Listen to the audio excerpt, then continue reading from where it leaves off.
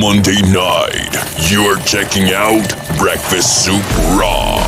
Enjoy as Don Tony and Mish spill the soup about pro wrestling, sports, news, and pop culture. Breakfast Soup Raw. Breakfast Soup Raw. And now, your host, Mish and Don Tony.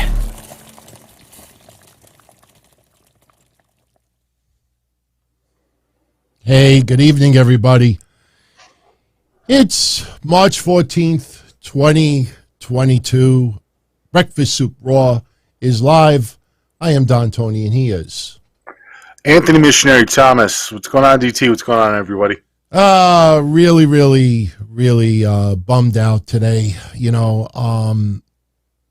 We talked about it 10 days ago when we heard about Scott Hall breaking his hip, falling and breaking his hip. And I played a little clip last night from 10 days ago. We talked about how simple fall could cause, someone to die. As ridiculous as that may sound for someone, you get older, it could start a chain reaction. You could be in the best health. It doesn't matter.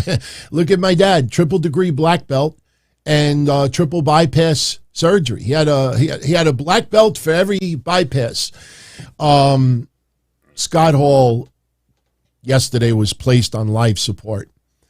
And, for those that don't know all the details about life support, you put on life support. I mean, you pretty much know what the outcome is. A machine is keeping you alive.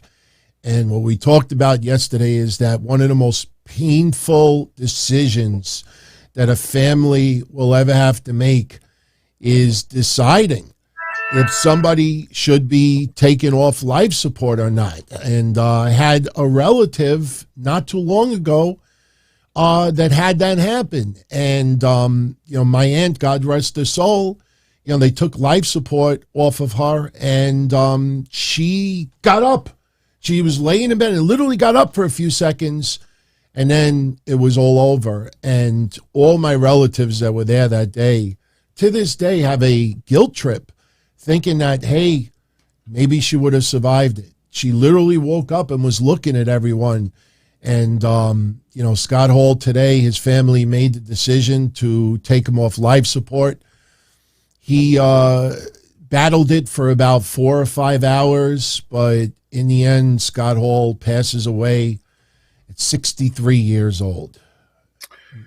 Yeah, when we were talking about this last week, I mean, I didn't openly say that, somebody could die from a fall. I was trying to say that a fall could be indicative of something more dangerous or something more worrisome.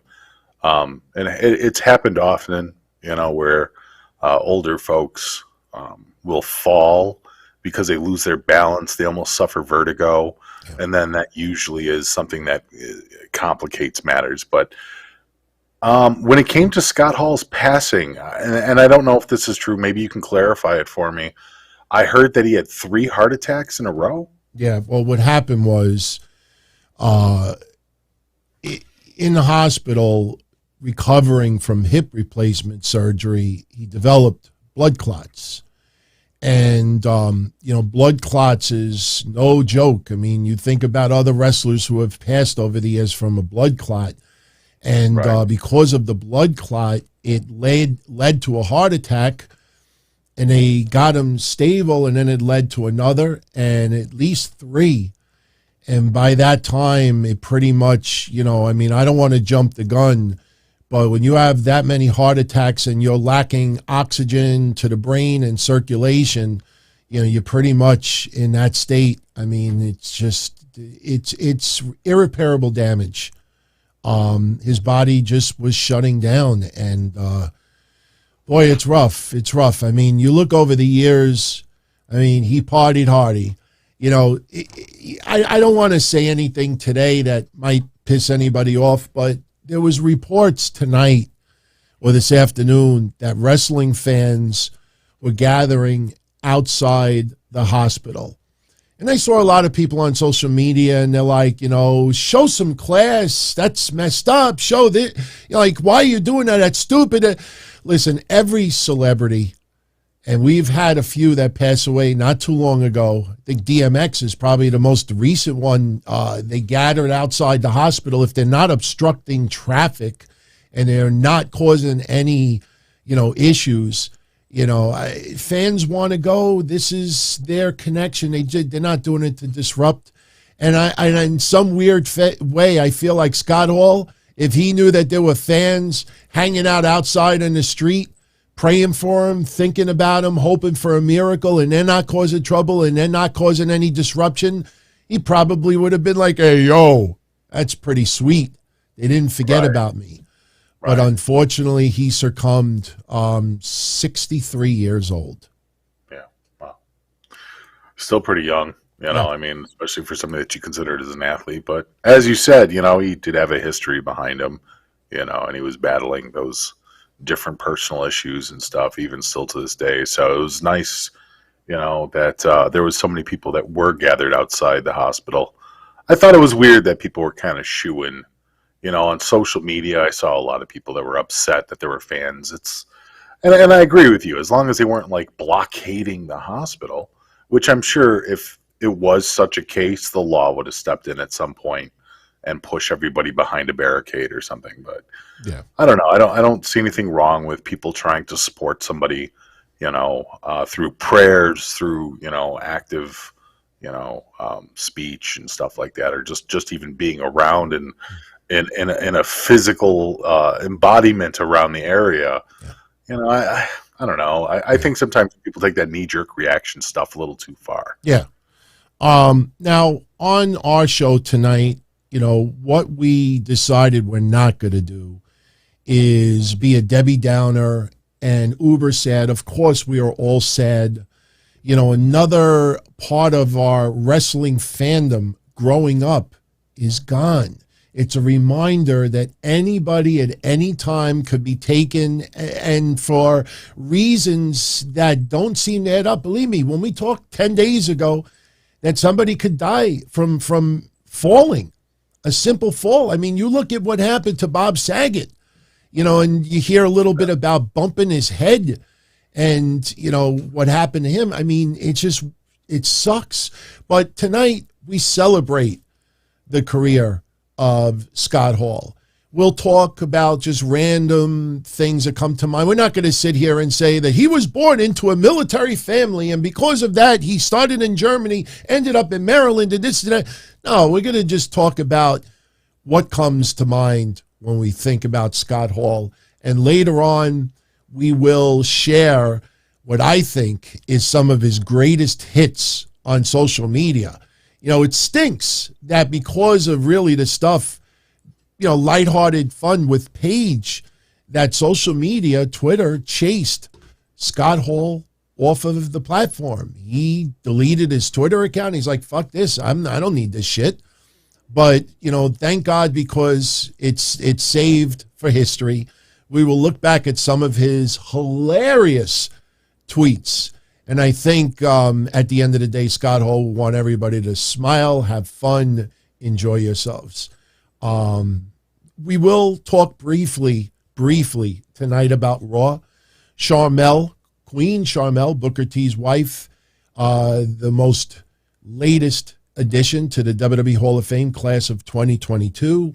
We got some ratings tidbits and a little preview for tomorrow's NXT 2.0 for my friends out there that would like to be part of the watch party. It is happening again, so I will give you details towards the end of the show. And then we'll get into, I'll randomly be putting up little chat comments on the screen tonight. Doesn't have to be super chat. Any super chats that do not pertain to this, obviously we'll save for later on in the show. But my earliest memory of Scott, and listen, if people notice tonight, we're not really going to look too much as far as like notes. We're going to go from here and here, but I do have some reference, especially when we look at titles. And a little tidbit tonight that fascinated me, they never thought about before, and I have a feeling that 99% of you out there never thought of this either, and I'll tell you what that is in a moment. But my earliest recollection of Scott Hall as a pro wrestler was AWA. And big Scott Hall, and, you know, this is a case where somebody actually got, you know, I love this phrase. I don't know who originally coined it online with wrestling, but Scott Hall got smaller to get bigger, because when he was in AWA, I don't know if it was the Magnum PI mustache, but he always reminded me of an early, you know, like a different version of Magnum TA. What am I doing here? All right, this is what I'm doing here. You know, tag team champion in AWA, very, very close friendship with Kurt Hennig. What's your earliest memory of Scott Hall as a wrestling fan?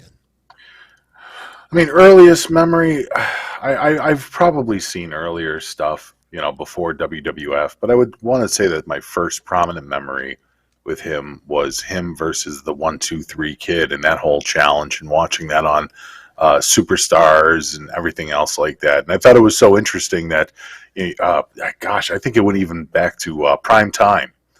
So back when we were watching Prime Time, you would see this underdog, the 1-2-3 Kid, you know, actually winning matches over Razor Ramon. Now, I know he'd been in for a while at that point already, even with the WWF, well established. But it was one of the first big moments that really stuck out to me with Razor Ramon.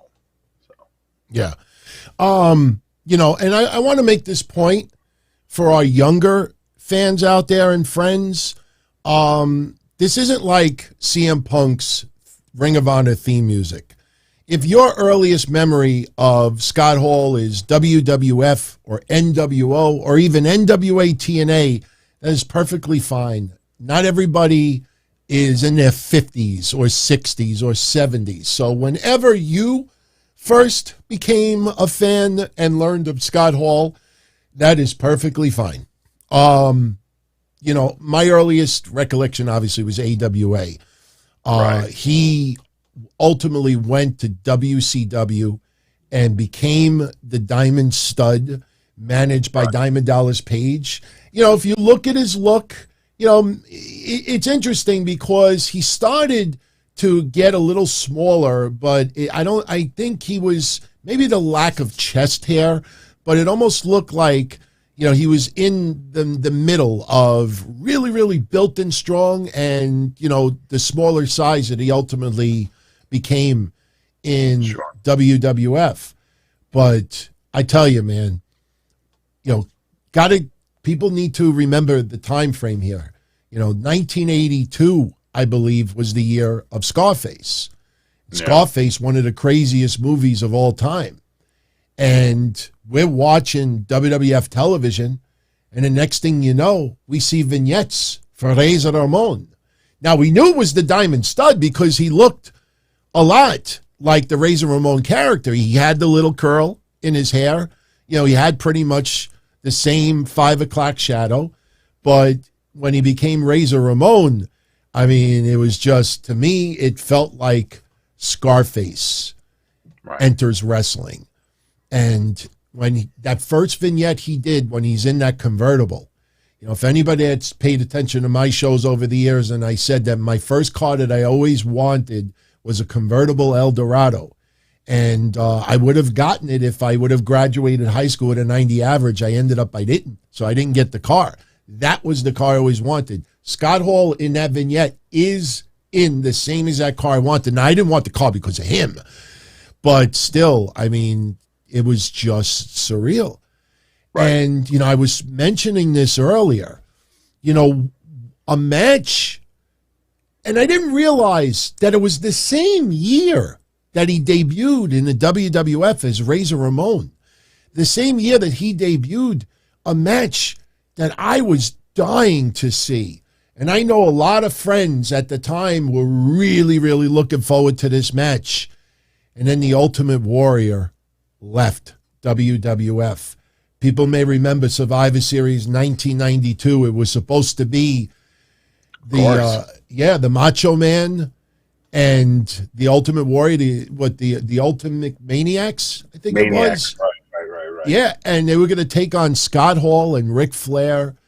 And then right before that goes down, the Ultimate Warrior leaves WWF. Kurt Hennig ends up taking the place for Ultimate Warrior, but it didn't feel the same.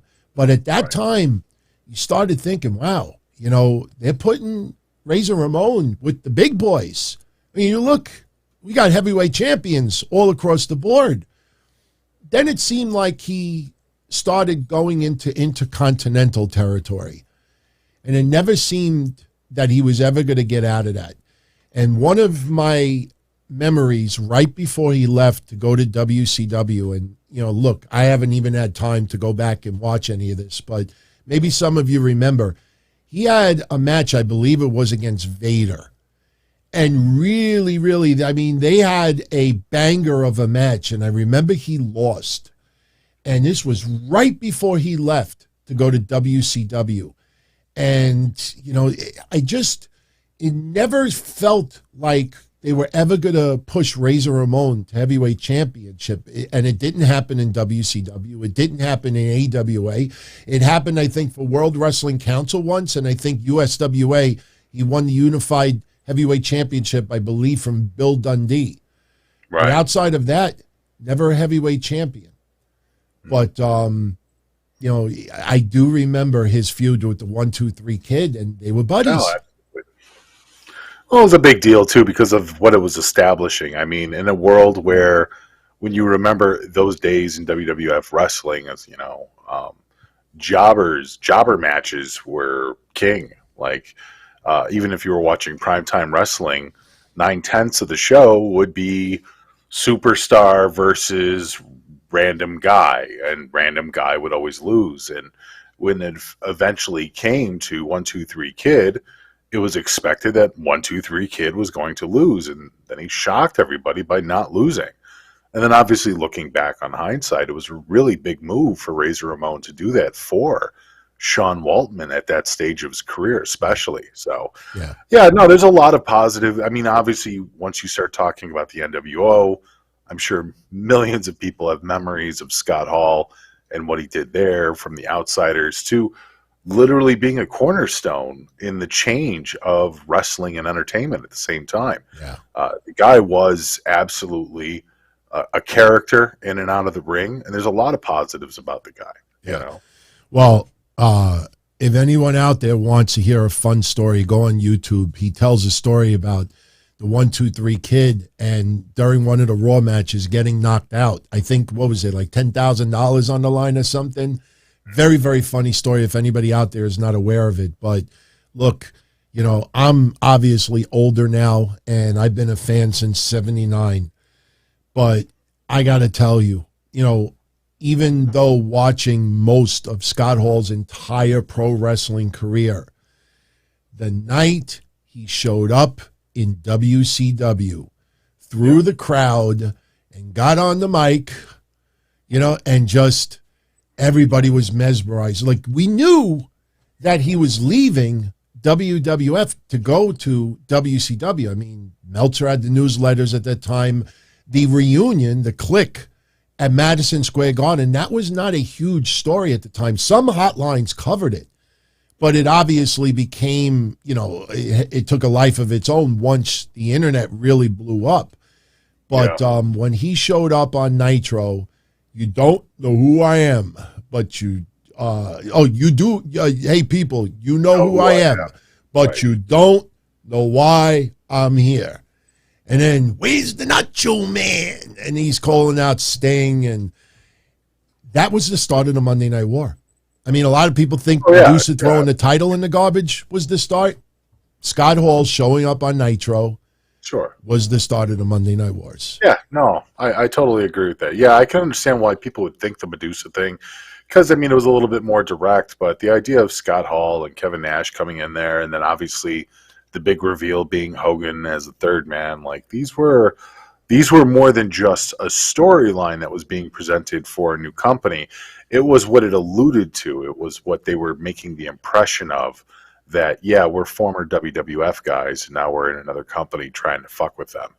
And that's the way that they made it appear as the outsiders. And eventually when they formed the NWO, then everybody under the sun was a part of the NWO, and Scott Hall was a part of that. Scott Hall was the initiator of that. The NWO, probably the greatest storyline of my lifetime as a wrestling fan. I mean, Austin McMahon is probably the greatest feud that I ever witnessed growing up as a wrestling fan. But believe me when I tell you, everyone, I know it may sound ridiculous in 2022, but at that time, there were a lot of fans that truly believed that the NWO was trying to put WCW out of business. And Bischoff turning against WCW and Hogan turning against the Hulkamaniacs and Hall and Nash, even though they had to reveal that they were not part of WWF anymore. But that storyline, honestly, you have coming up WWE Evil. They're doing a series, and Hollywood Hogan is one of the stories they're doing. And it's about heel characters. Right. Look, the weird thing about NWO, and if anybody goes back to the early days, you'll see exactly what I'm talking about. One of the weirdest and wildest, and I say it with nothing but compliment in mind, one of the wildest and surreal things you would see is thousands of fans wearing NWO shirts, fans loving it, too cool for school, and yet still throwing tons of garbage in the ring. Oh, yeah. I never, ever, you're not supposed to throw garbage, but I never witnessed where a group of heels were so hated but loved at the same time. People wearing the NWO shirts and throwing garbage in the ring at the same time. Yeah. Yeah, that's true. I think, it's happened before. You've heard stories of guys like Freddie Blassie and Roddy Piper and Ric Flair and Steamboat have all talked about their stories where fans would rush the ring and people would throw garbage even back then, even in the earlier days. But I think when it was televised and it was directed towards, not even so much Scott Hall and Kevin Nash, but when the garbage was directed towards somebody like Hulk Hogan, I think that really did split the audience, because I'm not sure if they would have, because I think they would have gotten that heat regardless, who the third man was, but I think it was something special because it was Hogan, because there were so many people that were diehard Hulkamaniacs. And considering how Kevin Nash and Scott Hall came across as the outsiders, people already didn't like them. They already hated their guts. And now you took one of their most beloved wrestling icons and you flipped them. That was the reason why. I remember Mean Gene standing there in the ring and look at all this trash in the ring, and I love that moment because, Mean Gene always kind of went off the cuff because he was Mean Gene. He knew how to handle himself, but it was just the disgust in his voice that really made moments like, Hulk Hogan coming out with Kevin Nash, so.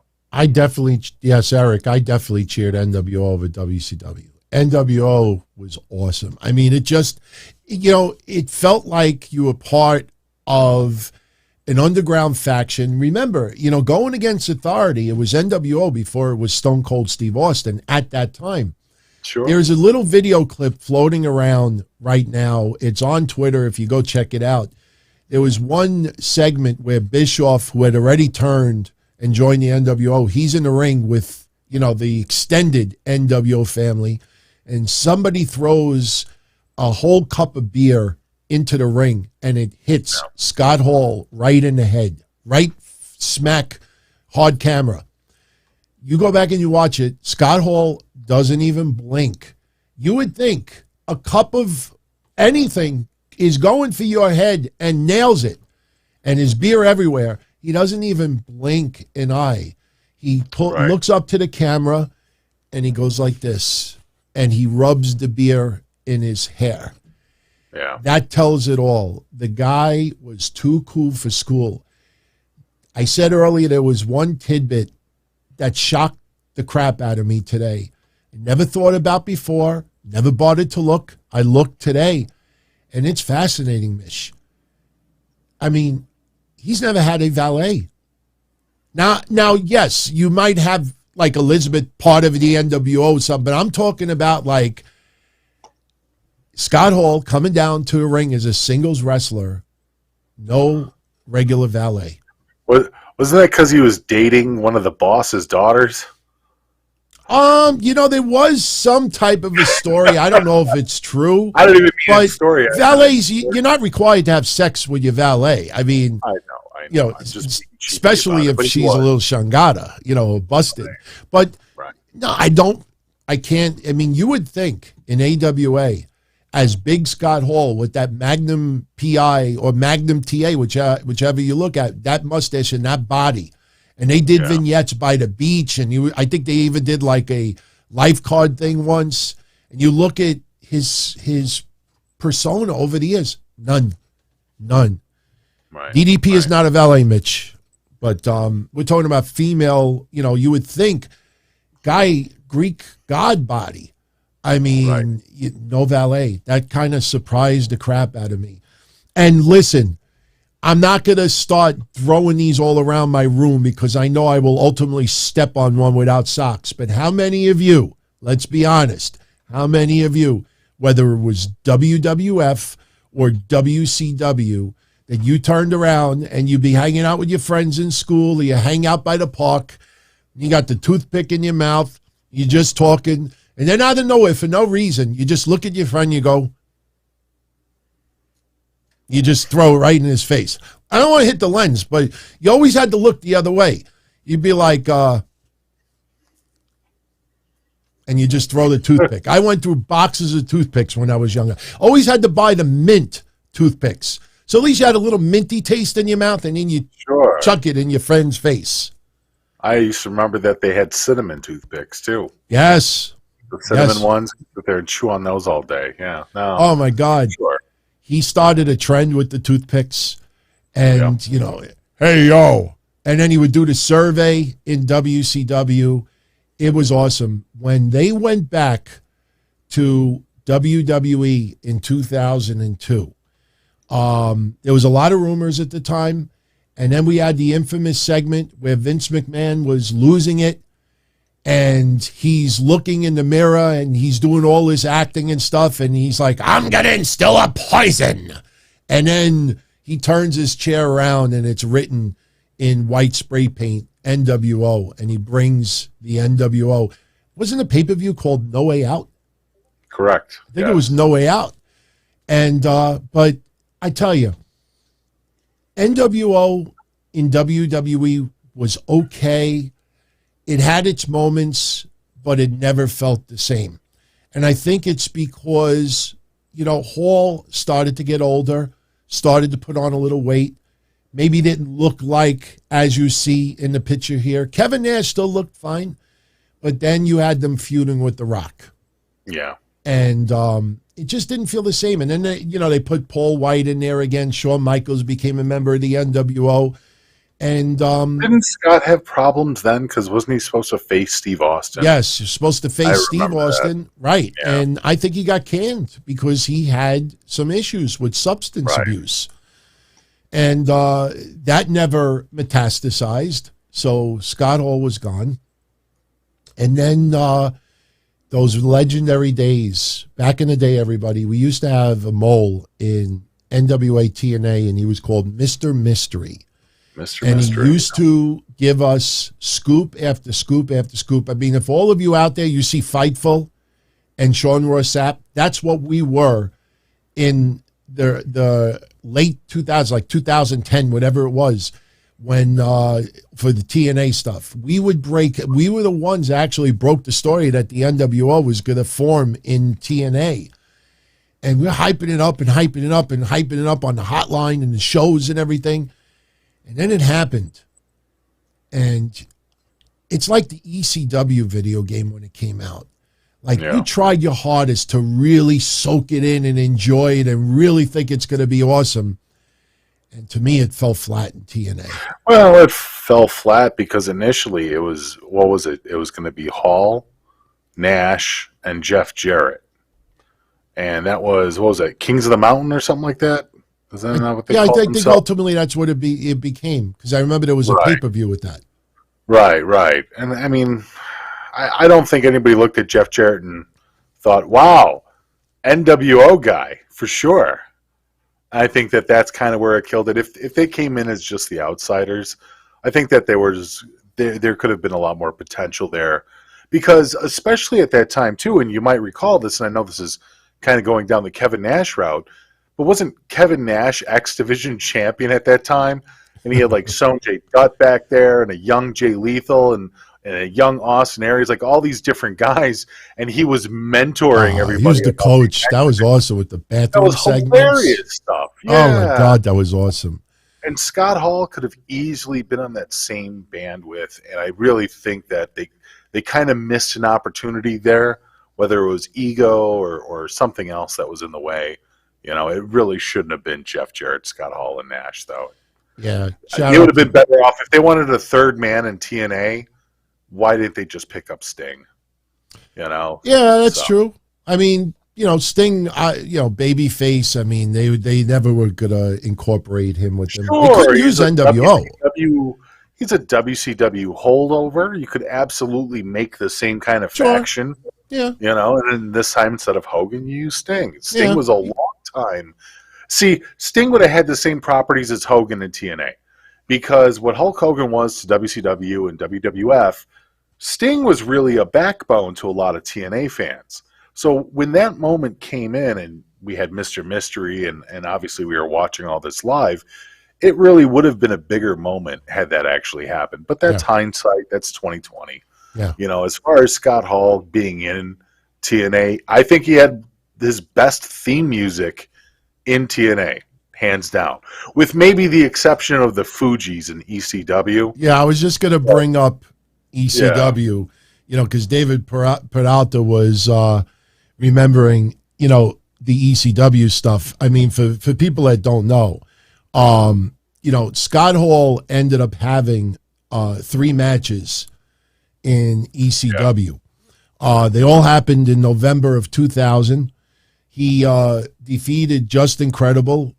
Believe it or not, I think he lost to Big Sally Graziano. I'm looking at some info here, and he teamed up with Jerry Lynn, and they beat Just Incredible and Rhino. And some type of shenanigans happened, I think, on the second night. But just going one step earlier, and this is just from memory, I do remember, I think it was 1996.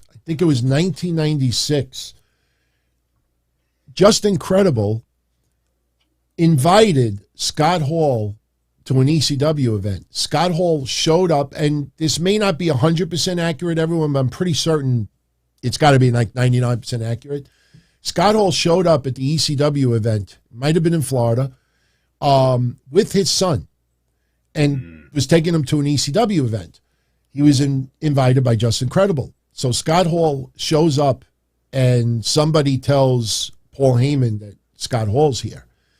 And he went into the locker room, and he was greeted with a lot of hate, because when Bam Bam Bigelow was in WWE at the time, there was a lot of politics going on that kind of screwed Bam Bam Bigelow. Politics that screwed Shane Douglas. Remember the Dean Douglas stuff with Razor Ramon? So there was a lot of tension in the ECW locker room for Scott Hall. And, you know, there was a pay-per-view coming up, and I believe the story is that Shane Douglas wanted to knock him out. And Paul Heyman is like, you can't do that. You'll get arrested. We got a pay-per-view coming up. So I think Shane Douglas was kind of baiting Scott Hall to like throw the first punch, which I still think would have been a disaster because they didn't have security cameras to record everything. So it's he said, she said. But they ended up basically, you know, putting him down, telling him off. Like, look at all the shit you did to us in WWE, all the politics. And he left. And, you know, that night, Just Incredible was bawling, crying. He apologized to the whole ECW locker room. He apologized to Shane Douglas. He's like, look, I'm the one that invited him, you know, and he felt terrible because he had no idea. You know, remember, Just Incredible was part of the clique, so to speak, in WWE, albeit Right. probably the youngest member and, not really in that deep, but he felt terrible. But ultimately, 4 years later, he would show up on a weekend for ECW, came out to the refugees, right? Ready or not, here I come. Fuji's refugees. Tell it. It's late, everybody. It's been a long day. The Fuji's. Yeah. And that was pretty awesome. And you know what? There's crappy video footage of that online from our video. But if you get your hands on a really good fan cam version of it, he got a good reaction. He got a pretty good reaction when he showed up in 2000. Yeah. So yeah, I agree. Yeah. And, over the years after that, he had a lot of problems, obviously. He had issues in TNA. Anybody remembers the infamous promo that Samoa Joe cut on Scott Hall? Right. He did a little bit with, I think, ICP for Juggalo Championship Wrestling. Yes, championship wrestling, absolutely. He was there for a few times, too. So, and he was super over, too. Oh, yeah. Yeah. But, ultimately, and a lot of people probably don't know this to this day, but I think it was either 2010 or 2012, he had to have a pacemaker and a defibrillator put in his chest. Right. So he's had a heart issue for about 10 years. So, I believe he had epilepsy. He suffered from seizures. Obviously we know about his problems with substance abuse, but sometimes it was legit. Didn't he also have an ESPN 30 for 30 as well that actually highlighted him and highlighted his son? Whatever happened with his son? Is his son still doing well? I don't know. I heard his son is doing well. I haven't heard much of him lately as far as wrestling goes. Right. But, I said this yesterday because yesterday... E60. I'm sorry. You're right. E60.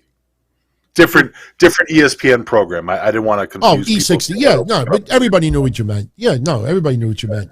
Yeah. But thank you, SRH John. He was on the Insane Clown Posse Big Money Hustlers movie. He partied with ICP. That's for sure. But, I said this yesterday. I mean, when you're put on life support, we pretty much know what the deal is. And, there's a lot of people that still don't even understand what life support is. Like people are writing today, speedy recovery, wishing a speedy recovery. You're on life support. It's over, pretty much. Well, I mean, there really is only two reasons to take somebody off of life support. They're either doing really well or they're not doing really well. But the thing is, and I hope everybody just remembers this, 3 things we could take away from this. Number one, thank God he was around in an era where everything was recorded, so we could still relive those moments, watch him in his prime. For younger fans out there or newer fans, you get the opportunity to see everything that we talk about and all the other shows that are paying tribute that will talk about things that we didn't today.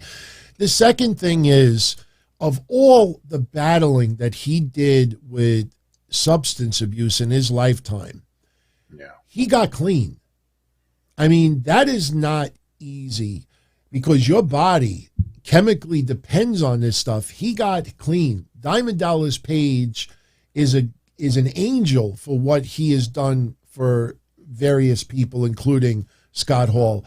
He was clean. So in the end, Scott Hall was clean. And the third thing, and I think this is probably the most important, is that although he suffered the heart attacks and although he was, I don't want to jump ahead and say things that have not been made public yet, but he was in bad shape that they had to put a machine to keep him alive. One thing, though, he was at peace, that he was not in pain. I mean, his pain was taken care of, and, he was asleep, so he was not in pain when it was his time to go.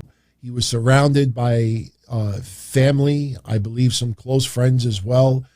They kept the life support on so everybody could get together and get an opportunity to say one last goodbye to him. And as he said in his Hall of Fame speech, bad guys, they live on, and he will live on, and you'll always remember him as you saw him when he entertained you the most. If you're an older fan, hey, maybe this is how you remember him. For me, I'll always remember him here, but I will always think of this as well. I don't think of WCW all that much, but Razor Ramon and his work in the NWO is how I'll always remember Scott Hall. I mean, sometimes we dream about wrestling, and sometimes wrestlers will pop up in your dreams for whatever reason. And I know that every time Scott Hall has ever popped up in my dreams, it is not this Scott Hall, with the gray hair and a little bit, heavier and older. It's either Razor Ramon or NWO. That's how I will always think of Scott Hall in my eyes. So, absolutely. 63 years old. Rest in peace to his family, his friends, fellow fans out there. We could sincerely, it's not a cliche cut and paste remark. We offer our thoughts and prayers and condolences because that motherfucker, and I say that with love, was such a huge part of my wrestling fandom in the 90s, even in the early 2000s in some capacity. But the 90s, the Monday Night Wars, the start of the Attitude Era, what WCW did, Razor Ramon. I mean, he truly is one of the most important characters in the NWO. Founding father, but spectacular. One of the more important wrestlers in the history of wrestling. Yeah. I think that you have to put him up higher. I mean, I know he's in the Hall of Fame, but even still, when you compare his name versus the likes of others, even some people that are going into the Hall of Fame this year, there's no comparison. Hall was absolutely a Hall of Famer through and through. Yeah. Rest in peace, Scott Hall. Thank you for the countless days, hours, months, and years of entertainment. And his legacy will live on. And it puts a smile on my face to know the man got clean. The man was pain-free, and, he was one of the biggest wrestling characters in our lifetime. Yeah. Period. We were saying earlier, it was a shame that he got chased off of Twitter because of some lighthearted fun with Paige. For those that don't remember, I think it was around 2015, and Paige had wrote a little joke on Twitter like, at a time where it was inappropriate to touch the females, or it was appropriate, or even she made a lighthearted remark about wrestlers touching the women. And Scott Hall made a lighthearted joke like, sweetie, don't make me put you on my knee and I spank you or something. And at the time, I think Scott Hall was 57, and people called him a creep. They said it's weird, creepo, made him feel absolutely awful. Paige ran to his defense and said, no. He's a friend of mine. I didn't take insult by it. He's just joking around. But social media, that's probably one of the earliest moments of cancel culture in the wrestling world when it comes to Twitter. They chased that man off of Twitter because of a lighthearted joke. He appreciates women. He loves women, beautiful women. What was so wrong with that? It's the way people interpret things. It's been a knee-jerk culture for a while now, and I mean, the fact that he didn't want to deal with it, I don't want to say he couldn't deal with it. He just didn't feel the need to deal with it, to waste his time trying to explain everything or everybody's hurt feelings and stuff like that. And I don't blame him. I will say this tweet kind of threw me off guard because I hate, not personally, but I can't stand Nancy Grace.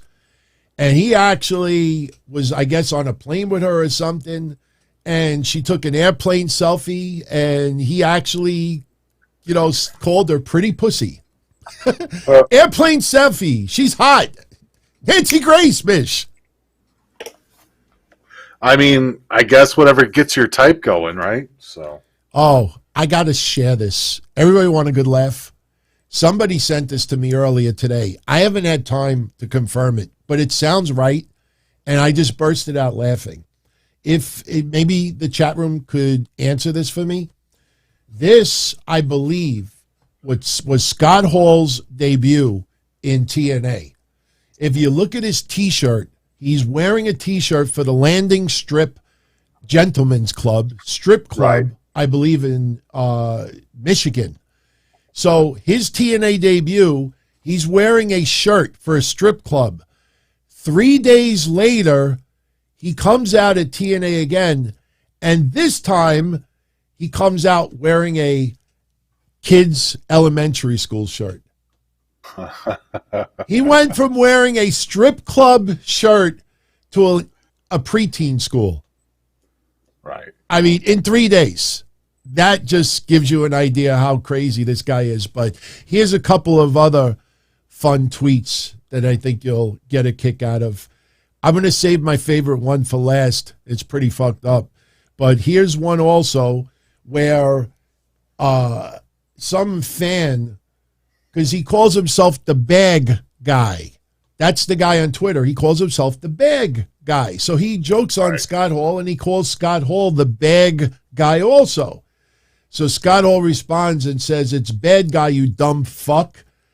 So he's like, "Oh, shit, I'm high, Scott." And Scott Hall's like, "Why are you such a dick?" So the guy offered like to show him his wife naked and stuff. But Scott Hall was trolling this guy on social media at the time. Literally made this guy shit bricks. That was one moment. Here's another one where I guess there was something going on with politics. And Scott Hall says, "Would you rather have Hillary in charge now?" Hashtag Trump. So somebody asks Scott Hall, "Are you drinking again, Scotty boy?" And his answer was, "Why, you a cop?" Right. So he was just hysterical. But this is my funniest, my favorite tweet of them all. And I think some of you know exactly the one I'm going to show. This one, he posted a picture of him, the dead man, and the Undertaker. Chris Benoit's in the middle. Right, right. Because everybody thinks dead man, you think the Undertaker. So he says, "Oh, it's me, the dead man, and the Undertaker." That is pretty epic. That is pretty epic. So I just wanted to share a couple of tweets.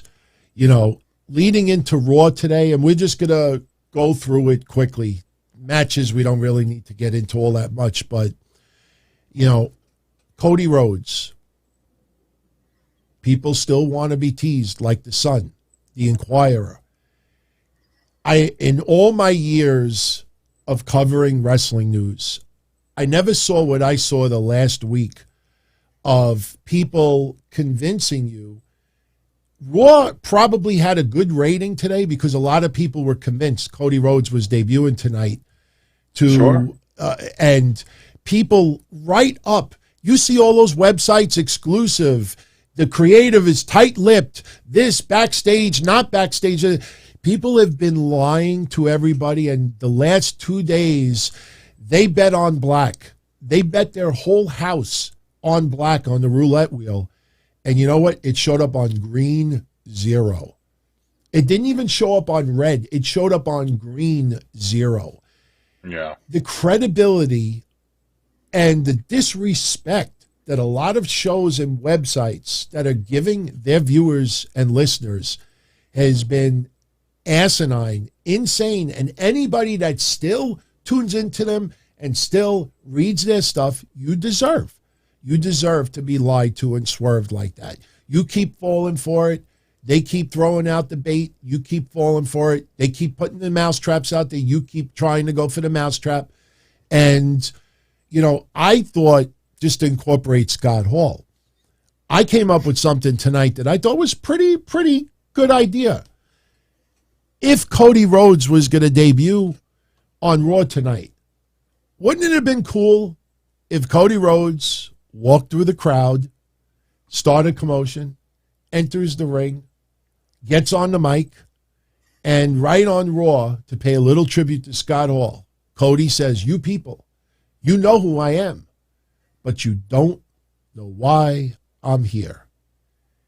I mean, tell me that wouldn't have fit perfectly to pay tribute. I mean, of course, we knew it wasn't going to happen, but the stars would have been perfectly aligned, and obviously there was no Cody Rhodes. But what do these places do now to defend what they did the last 3 days with this Cody Rhodes clickbait? They just blame it on there was a last-minute change. I mean, it's the Dave Meltzer playbook. We've seen it 100 times before. Vince scrapped the idea at the last minute. You know, Cody didn't show up. I don't know.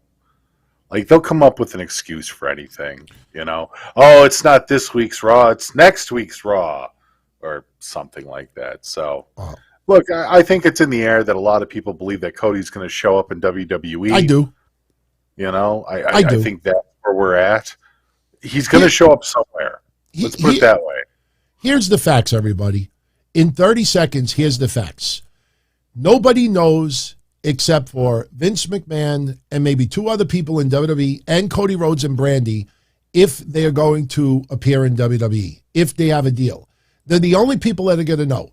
No one else is going to be told. There's no teasing. People just keep guessing and guessing and guessing and guessing. And ultimately, they're going to be right. Or if it ends up that he doesn't ink a deal, at the last minute, things fell through. Right. Nobody knows until you see Cody on WWE television or until Cody shows up somewhere else. No one knows except for Vince, Pritchard, Laurinaitis, maybe one other guy in creative, Cody and his wife and their kid. And I don't think their kid is old enough to talk to anybody yet. Anybody else that tells you that they have a source, they are lying to you. When Cody debuts, that's when he debuts. That's the facts. No one knows. Instead of just enjoying it, soaking it in, and talking about it when it happens, we don't do that here. We're not going to say, we got an exclusive. We don't know. When he shows, if he shows, then we'll talk about it. That's it. Right. That's the Cody stuff in about 30 or 45 seconds. So, talking about Raw tonight, Kevin Owens, couple of tributes to Scott Hall. When he opened up his promo, throwing a lot of shade to Steve Austin, he opened up saying, hey, yo. In the back, when he was with Seth Rollins, he's trying to cheer up Seth Rollins that Seth Rollins doesn't have a WrestleMania match or anything. And he's like, come on, tear up. Tough times don't last, but tough guys do. Right. Tribute to Scott Hall. But the premise of tonight was Kevin Owens opening up the show, throwing a lot of shade to Steve Austin. He doesn't like beer, but when he wins or when he knocks out, because remember, it's still being called an appearance on the Kevin Owens show, he is going to pop open a Canadian beer, even though the other doesn't like beer. Seth Rollins, earlier, a little bit dejected that he doesn't have a WrestleMania, anything scheduled for WrestleMania. He's in the back. Kevin Owens giving him a little bit of pep talk, and then Seth Rollins almost has an epiphany. He starts smiling. He's got an idea, and he walks off. And Kevin Owens feels that he gave him the idea. Seth Rollins later on comes out, cuts a promo, and his idea is that he'll have a talking segment at WrestleMania too. Seth freaking speaking Rollins or something like that. Yeah, fresh speaking Rollins. Yeah, and then he gets into a little bit of a confrontation with Kevin Owens that Seth Rollins wants to interview Steve Austin. And Kevin Owens is like, no, it's my idea. No, I want to do it. No, I want to do it.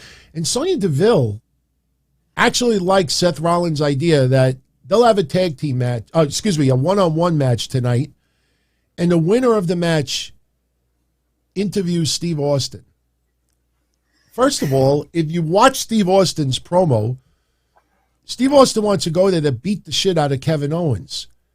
Why would he in storyline agree to be interviewed by Seth Rollins if Seth Rollins would have won tonight? I thought, good. No, it was short-minded thinking. It didn't make sense from the get-go, and it was a real dumb plan. And the fact that they even sanctioned this as a possibility for a WrestleMania bait and switch, Awful. that Seth Rollins could have ran his own talk show out of nowhere. And even sillier than that is, if Seth Rollins wants to do a talk show at WrestleMania, I'm sure they could figure out a way for him to do a talk show. Like, it was just really dumb. Like, the only way you're going to impress Vince enough to get a talk show is if you kick the shit out of the other talk show host. Oh, that was awful. The match was really okay. The match was fun. Yeah, dude, that main event match was a lot of fun. It's just the stipulations, the point, it was just dumb as hell, man. Brutal, man. Brutal. Because Kevin Owens, they're not changing that. Period. They're not changing it. So, ultimately they have the match. And as I'm watching it, I just kept reloading searches for Cody. And I was looking at all of those places that have been doing this for the last week or the last 3 days especially, and I'm like, okay, where's Cody? All right, where's Cody? Okay, where's Cody? I mean, early in the night when Seth Rollins said he had his idea, fans were chanting Cody. So the live fans are fully aware of what's going on. Right. But we get no Cody. And to me, that's spectacular, because even if Cody was going to debut and WWE said, no, let's hold off a week because of the shit going on online, that's pretty ballsy of them to do. I wouldn't be surprised if Seth doesn't have a match all the way up until WrestleMania. And Seth comes out there going, I don't even have a match at WrestleMania. I think like the John Cena thing from not too long ago, where the Undertaker beat him up. Cody pops out. Right. That could happen. It's going to be a call out. I can see it being a call out. Yeah. So. Well, we had Finn Balor versus Damian Priest, and I'm assuming Damian Priest is going to get some type of a title match at Mania, because today Austin Theory was on commentary hyping up his match with Pat McAfee, and ultimately Finn Balor loses to Damian Priest. And after the match is over, Austin Theory attacks Finn Balor again, does more selfies. Yep. I mean, Finn Balor's the champion right now, but for 2 weeks, it doesn't feel like he's a champion because he keeps getting laid out. Even when he won the belt, he ended up getting laid out. Oh, yeah. I mean, he was brutalized tonight, and when Austin jumped in the ring, like he was taking the selfies and everything else like that, Finn was really getting the crap kicked out of him tonight. So, and Damian Priest with the extra guy liner. Whatever. Yes. Yeah, they're really sold on making Damian Priest this next level heel, and I don't know, man. I like Damian Priest, but I'd rather cheer the guy than boo him, Yeah. Omos beats Commander Aziz very quickly. Dude, I was actually kind of hyped for this match, only because this is a match that I wanted to see for a while, because it's not very often that you get to see two guys that are over 7 feet tall square up in a match. And the match itself was pretty basic. And we knew that it was going to be. I mean, people were like, man, these guys are horrible. They suck. I'm like, what do you want them to do? Planches? What do you want them to do? Fucking flips? Guys this size don't have these fast-paced, high-octane matches. Matter of fact, I was really impressed, and I don't think a lot of people would be, but I was impressed that 7 foot, 350-pound Aziz was willing to do that suplex and go up and over for Omos. That was insane. And the fact that neither guy got hurt from that was even better. Because it looked like, for a second there, I'm like, oh shit, Omos is going to drop him. I'm like, that's going to be horrible. And then you see Aziz pulling up his arm and literally structuring his body. This is a 7-foot guy. This is not a guy who takes suplexes, but he was aware enough to straighten himself out and flip over so that Omos could drop him, on a suplex. It was really kind of cool because you don't get to see this. This is the freak show. This is the carnival part. This is the, hey, look at the giant versus the other giant. I know that match is going to mean absolutely nothing by 10 minutes after the show goes off the air tonight, but I enjoyed it for what it was. After the match, Omos choke slammed Apollo. So it's an okay match. I just trying to figure out what they're going to do with Omos at WrestleMania. I'm still not sure. I was thinking to myself, would it be something if they did Seth Rollins versus Omos? I'm not saying it. I'm just saying, like, I could imagine how the net would, like bust a nut, be so pissed off because of all the rumors of Seth versus Cody. Liv Morgan over Queen Zelina. We had Rhea Ripley out there because they are getting the title shot at Mania along with Naomi and Sasha. More comedy with Carmella jumping into Cody's lap, and Liv Morgan getting the win. Just furthering the possibility that the champs are vulnerable. So that just leads to Mania. The Mysterios over the Hurt Business for a second week in a row. Miz and Logan Paul were on commentary. After the match is over, they try to attack the Mysterios. Miz gets out of dodge, but Logan Paul, it was a little awkward. Logan Paul, being cornered by Dominic and Ray. He tries to attack Dominic. He gets kicked in the leg. They attempt double 619, but Miz pulls him out of the ring.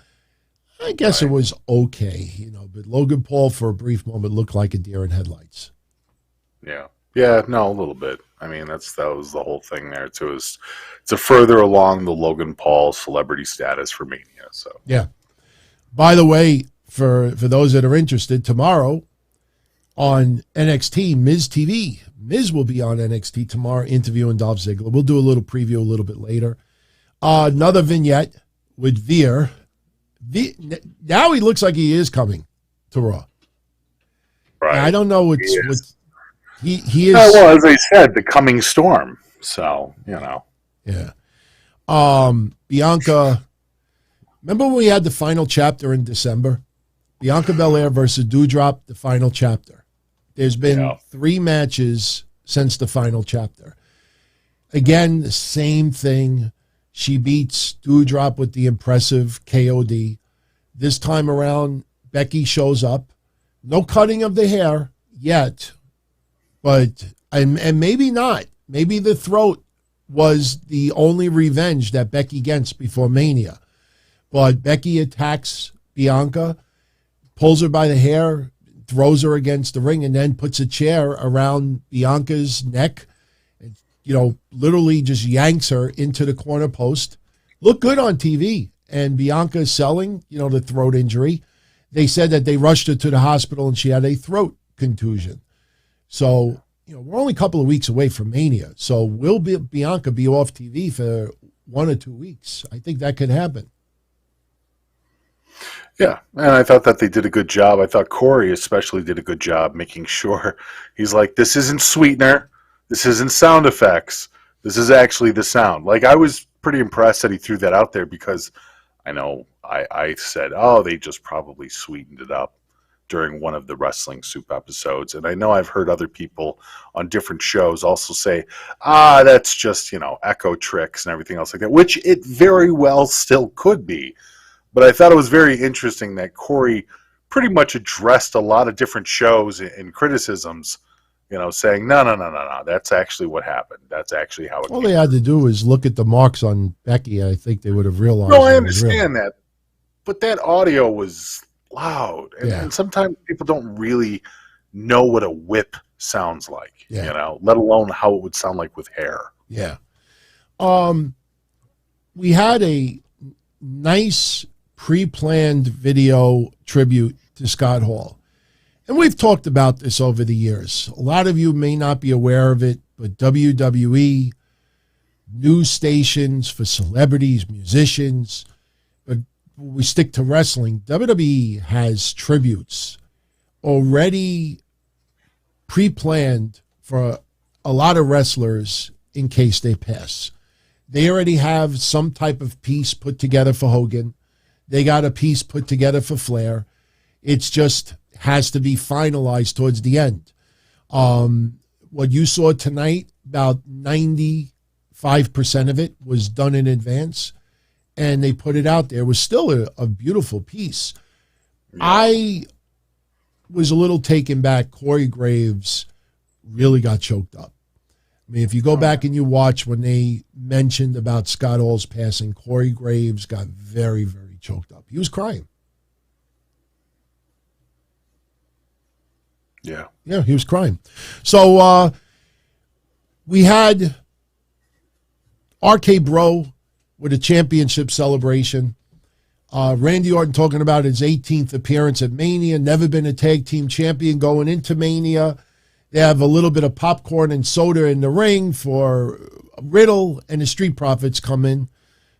We're getting to Edge. One fall, let me finish. We get the Street Profits. They come in, and they're basically, issuing the challenge for WrestleMania. And Randy Orton is like, no one pushes me around. Not even the Vincent Kennedy freaking McMahon pushes me around. Nobody tells me what to do. But he accepts the match anyway. Because Riddle trying to sweeten up the match is what it was. So yeah, Riddle's sweetening them up a little bit. Street Profits are like, look, we're not asking you, we're telling you. And Riddle, says to Angelo Dawkins, bro. And Angelo's like, look, when it comes to those titles, I'm not your bro. So a little bit of convincing, and Randy agrees to the match. And Street Profits make fun of their celebration, and Riddle's like, we don't need to wait till Mania. So Riddle issues the challenge to Montez Ford. They have a one-on-one match. And it ends up, it should have been a DQ victory for Riddle, but it looks like it went to a no contest because of interference by Alpha Academy. Right. And it appears that it's going to be a three-way at Mania. Do you think they're going to put Alpha Academy in that match? Yeah. No, I don't doubt that. I mean, they need a match too, and why not have another triple threat match for the titles? Makes sense. Okay. So. Well, we already talked about Kevin Owens and Seth Rollins. They had their match, asinine stipulation. The winner gets to interview Steve Austin. Like, Steve Austin is going to just go along with it anyway. No interference. We pretty much, we had Kevin Owens and Seth Rollins, pretty even match, I would say. Kevin Owens ultimately with the stunner, and top rope spot was nice too. There was some nice back and forth between them. I mean, they wrestle very well against each other. They understand each other. I enjoyed the shit talking that kind of broke up the monotony of the match, where Kevin Owens was screaming at him, "This was my moment. This was supposed to be my show," right? And Seth obviously retaliates physically. So yeah, no, that was fine, dude. Yeah, absolutely. So Seth Rollins now, the story going off the air is Seth Rollins has no path to WrestleMania. Right. So, how they go from here, I don't know. And again, the Cody stuff, if it happens, it'll happen. There's no behind the scenes. There's no scoops being released. People are just guessing. But, we saved for last Edge. Edge, new entrance music after all these years. For those, and I tell you, a lot of people tonight were writing. They love the new music. For those that don't know, it is a song called The Other Side by Alter Bridge. So if you want to get that song, that is the name of it, is performed by Alter Bridge. A lot of people were digging that song tonight. What did you think of the new music? Yeah, no, it was good. It was a little bit different. It sounded like I haven't listened to too much Alter Bridge. I've heard of them a few times. I've probably heard more than a few songs here and there, but a little bit of a Soundgarden type vibe, Queens of the Stone Age kind of sound to it. It's not bad, and it fits. The lyrics fit. It's a little bit more modern for Edge, so that worked. It was fine. Yeah. In the beginning of the song, it reminded me a little bit of something that Aleister Black would have come out to if he was still in WWE. Right. But as it went on and you had the female lyrics in it, I'm like, it's pretty solid. I thought the song was good. I mean, look, it's very rare in the world of WWE, you have a wrestler with an entrance theme that is, been around for years, decades, technically, and you change it. Very rare that the majority actually likes to change, unless it's Khali's music or something horrible. And Khali's music is actually pretty good. But he gets on the mic, same dark purple lighting, once again, bluish lighting. I'm better than everyone. I'm certainly better than all of you out there. And he starts talking about, his change to what he is now. And at one point he calls Roman Reigns Aquaman. And if that Edge would have faced AJ Styles would have left that Edge laying in the dust. Little more maniacal tonight. I gotta say, Edge definitely did a lot better than the previous weeks. Little more maniacal, a little more sinister tonight. I thought that his promo was short and sweet. I almost expected him to kind of go on, but it was almost like he cut himself off and just got the fuck out of there. Yeah, so it was a little short. Yeah, I almost felt like maybe they cut it short because of the tribute to Scott Hall, because he was talking about, like the old Edge is dead, baby. And then he's like, he's talking about sitting on the porch, and he's got that omnipotence, which is unlimited power. But then at the very end, he's talking about AJ, and it was a weird ending. He's like, if you make it to WrestleMania, AJ, you will be judged. It just felt like there was like 5 or 10 lines that were skipped over. The ending felt very abrupt. And I even think the crowd reaction was a little bit abrupt to it. A little odd ending. Yeah, no, it was fine though. It was absolutely fine. Less is more sometimes. You just came out with a brand new look with the purple lighting again, and you came out with new music, and maybe a little less is a little more. Yeah. Shout out to Roger Rubio. He loves that song, one of his favorite Alter Bridge songs, and he's going to a Tremonti concert. I think that's right. Oh, yeah, cool. Guitars for Alter Bridge. Oh, enjoy. So that pretty much was your episode of Raw tonight. The main event matches, you had Veer over Michael Stevens and Tommaso Ciampa over T-Bar. Tomorrow for NXT, and as I said earlier, we are going to be doing a watch-along if you all want to come stop by. If you are not a Patreon and if you are not a channel member here, you definitely could still be part of the watch party. Either DM me on Twitter at DonTonyD or email me, dontony@dontony.com.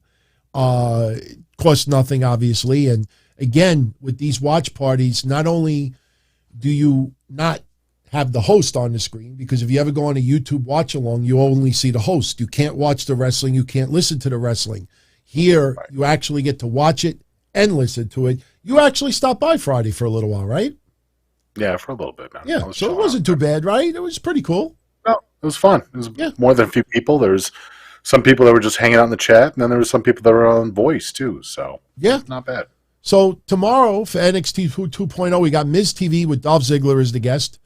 A-Kid will be making his NXT 2.0, and if you do not know about A-Kid from NXT UK, definitely check him out. Guy is uber talented. He's going to take on Kushida. You have a qualifying match, Cameron Grimes versus Santos Escobar. The winner will be part of the ladder match at Stand and Deliver to determine, the North American champion. Carmelo Hayes is defending the title. We got Saray versus Tiffany Stratton, Persia Peralta versus Indy Hartwell, and no word about Last Legend or Nikita Lyons yet. Something tells me that'll happen the following week. Yeah. It's definitely on the docket. Thick and thicker. Thick and thicker. They're taking a life of its own as far as NXT. Ratings for the last couple of shows. Rampage went down slightly to 526. SmackDown went down slightly to 2,226,000. Impact Wrestling tanked. Went down 28% to only 94,000.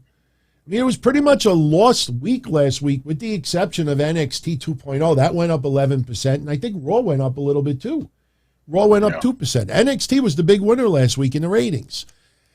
So before we go, and a couple other quick comments, we got to talk about the Hall of Fame. Before we talk about the Hall of Fame, shout out to Philip Maffey. He went to Raw tonight. Overall, he was bored and felt it was lackluster.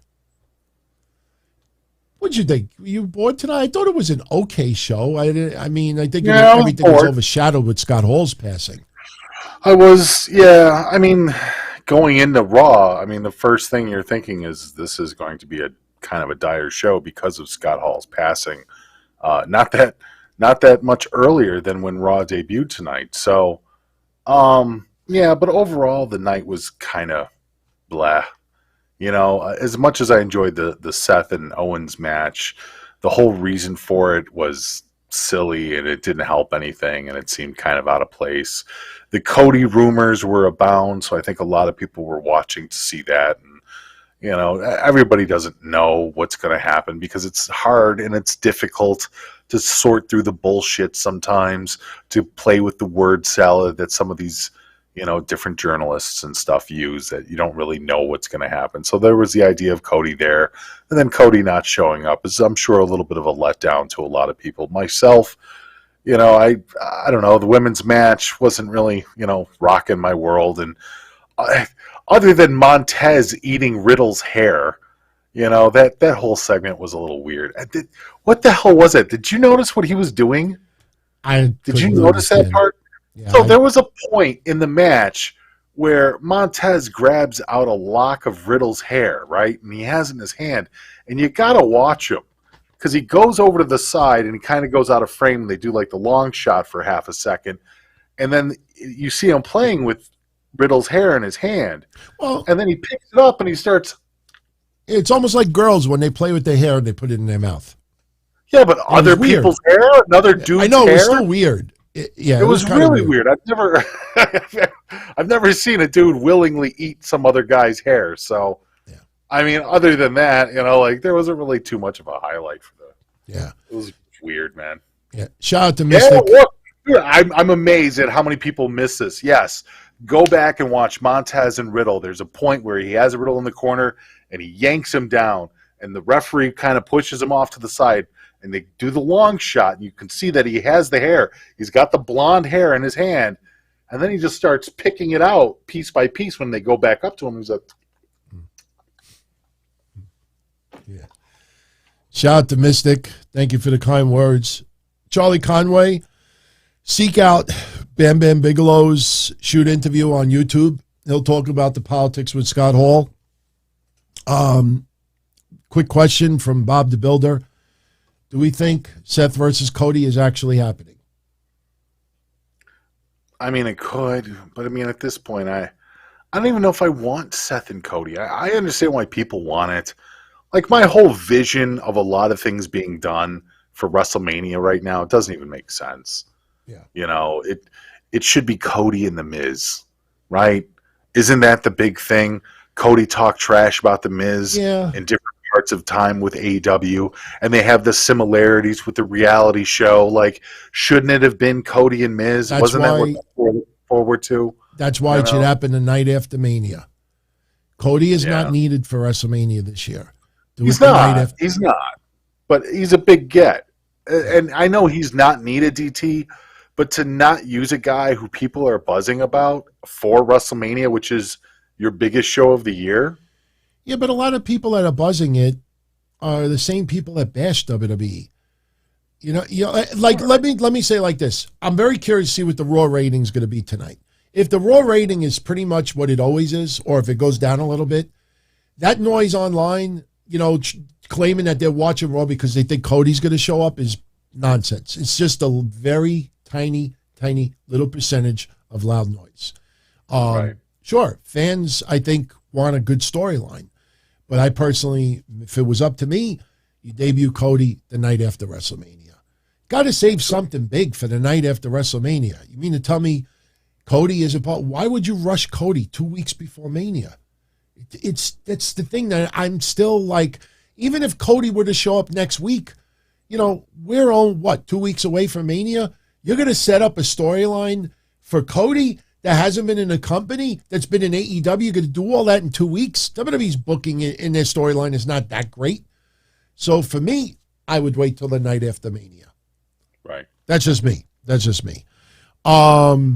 So, Brian Becerra, shout out to you. He paid tribute to Scott Hoare earlier. Happy anniversary, too, and thank you as always for the support. Didn't forget about you, buddy. Before we wrap it up, we got to talk about another member to the WWE Hall of Fame. We had The Undertaker, we had Vader, and we now know the third member, not of the NWO, of the WWE Hall of Fame, and it is Queen Sharmell. Mish, what's your thoughts? Because it'll lead to something about WrestleMania that I think maybe some haven't thought about. What do you think about Queen Sharmell in the WWE Hall of Fame? I mean, I really am not sure how to take it. I mean, obviously, people remember her as Queen Sharmell with Booker T. You know, she did a great job of being his manager / valet / wife.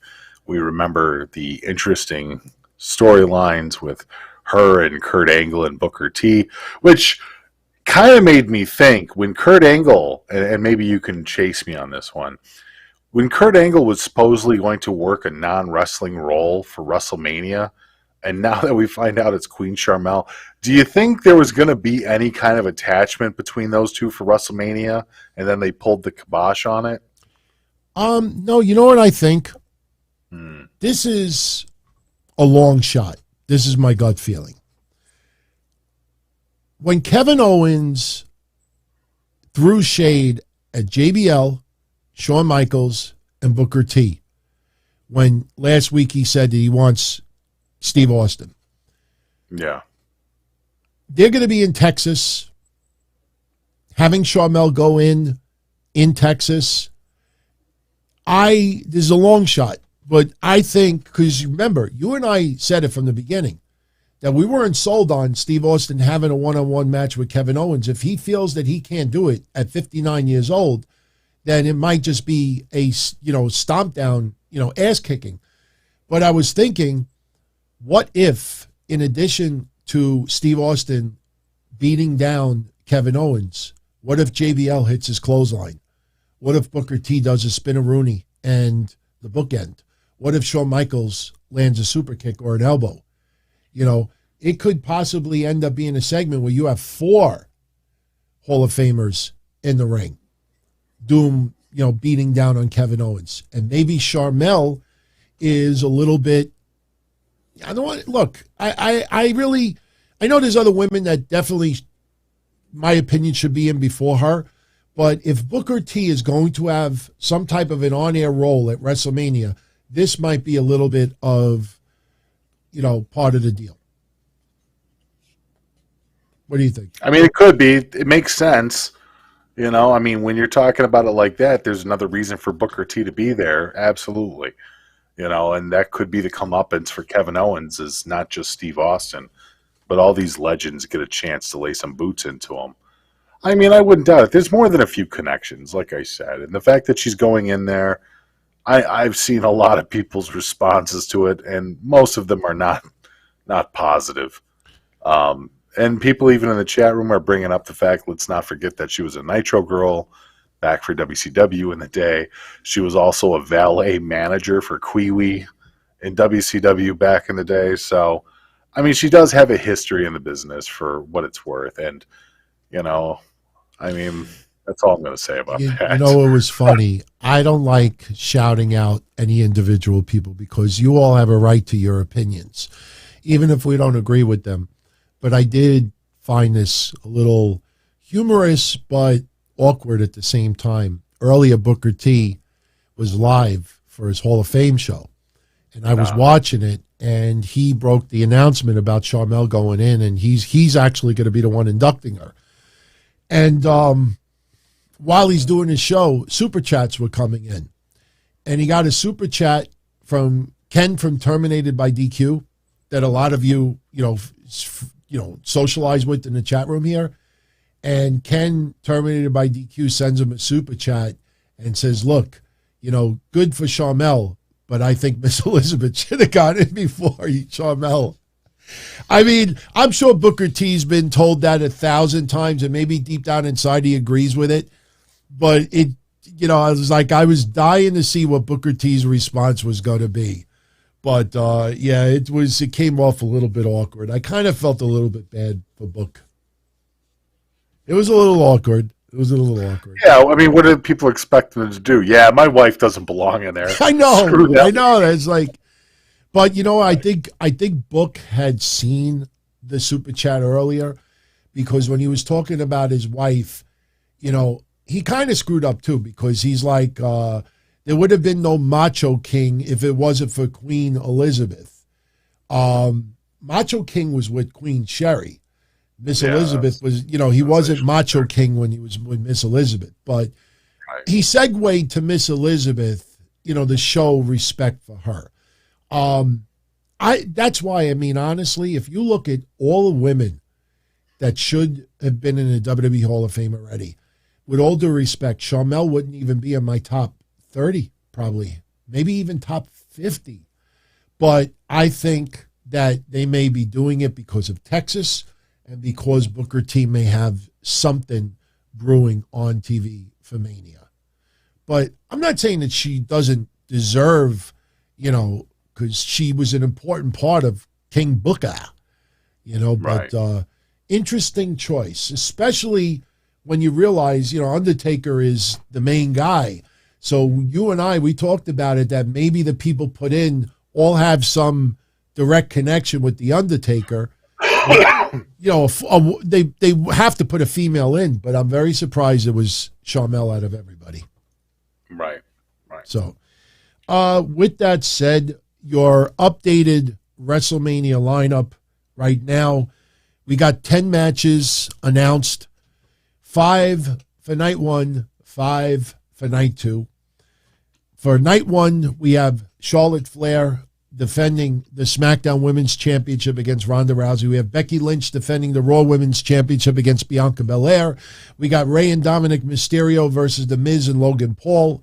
Drew McIntyre versus Happy Corbin. And the Usos will be defending the SmackDown Tag Team Championships against Shinsuke Nakamura and Rick Boogs.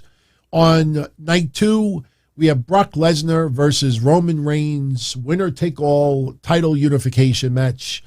Queen Zelina and Carmella defending the Women's Tag Team Championships against Sasha Banks and Naomi, as well as Rhea Ripley and Liv Morgan. We have Johnny Knoxville versus Sami Zayn, Pat McAfee versus Austin Theory, Edge versus AJ Styles, and we don't know yet which night it's going to be RK Bro defending the belts against the Street Profits and possibly Alpha Academy. Yeah. You heard about Sami Zayn, right? With his phone getting over 10,000 texts. Yeah. I got through his number the other day, live on the sure show. Did. I kept hitting redial, and I got through like 2 or 3 times, but I did not get any text message response or anything like that. So you almost doxed yourself. Yeah, I did. Well, I did that on purpose. It read the first 6 digits, and then I disconnected it. You'd have to call 9,999 numbers to get it right at least once. So, but, with that said, we're right at the 90-minute mark, which is pretty much what we were planning on doing tonight. Obviously, with the circumstances with Scott Hall's passing. But you have any final thoughts before we go? No final thoughts. Much love to everybody. We will see you tomorrow. Much love, Mish. I'll see you tomorrow. Thank you, guys. Okay. Everyone, I want to thank you for tuning in today. Tributes for Scott Hall are coming in tonight. Kevin Nash had said some poignant words yesterday. A lot of it was circled around, the family, but I want to share before we go off the air, because I wanted to put this up earlier, but he sends, his thoughts and prayers, and he says some very, very beautiful words about Scott Hall. And he says, my heart is broken, and I'm so very fucking sad. I love Scott with all my heart, but now I have to prepare my life without him in the present. I've been blessed to have a friend that took me at face value, and I him. When we jumped to WCW, we didn't care who liked or who hated us. We had each other, and with the smooth Barry Bloom, we changed wrestling both in content and pay for those. A lot that disliked us. We were the outsiders, but we had each other. Scott always felt he wasn't worthy of the afterlife. Well, God, please have some gold-plated toothpicks for my brother. My life was enriched with his take on life. He wasn't perfect, but as he always said, the last perfect person to walk the planet, they nailed to a cross. As we prepare for life without him, just remember, there goes a great guy. You ain't going to see another one like him again. See you down the road, Scott.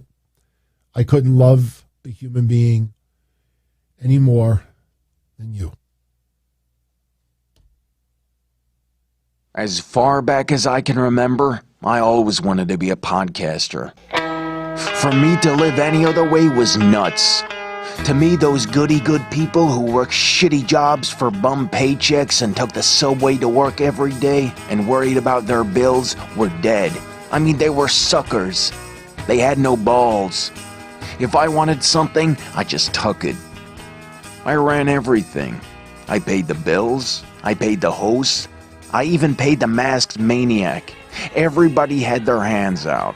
Everything was for the taking. We always called each other good fellas. You would always hear from somebody. You're gonna like Don Tony. He's alright. He's a good fella. He's one of us. But if you're part of my crew, nobody ever tells you they're gonna get rid of you. It doesn't happen that way. There weren't any arguments or curses like in the movies. See, your haters come with smiles. They come as your friends, the people who've claimed they care the most for your life. And now that's all over. And that's the best part. Today everything is different. There's lots of action. I don't have to wait around for everything like everyone else. Oh, I didn't get the vaccine? Fuck you, vaccine me. Oh, your delivery guy has COVID? Fuck you, feed me. Right after I moved here, I ordered egg noodles and ketchup, and I got spaghetti with meat sauce. I'm no longer an average nobody, while they get to live the rest of their lives like a bunch of schnooks.